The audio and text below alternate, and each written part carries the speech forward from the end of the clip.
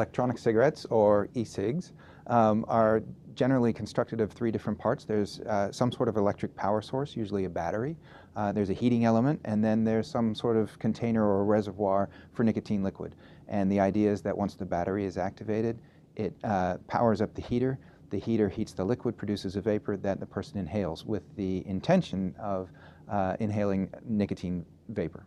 That nicotine liquid is almost always in one of two vehicles. It's nicotine mixed with propylene glycol or nicotine mixed with vegetable glycerin. And then that mixture almost always will include some type of flavoring and perhaps sweeteners.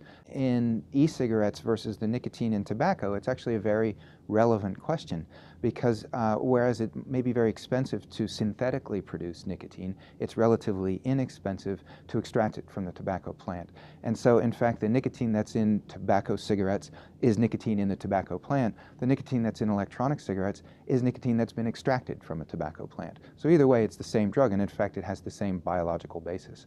Nicotine is a psychomotor stimulant, which means it excites your muscles at the level of the neuromuscular junction. It's also it also acts on neurons in the brain.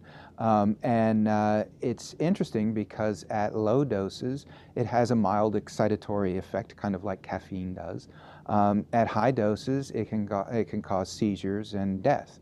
And so it's well known that unlike caffeine, it's very easy to overdose on nicotine. In terms of future research on electronic cigarettes, I think I'm pretty concerned with what they do. What they do when people use them the way they're intended, what they do when people use them the way they're not intended.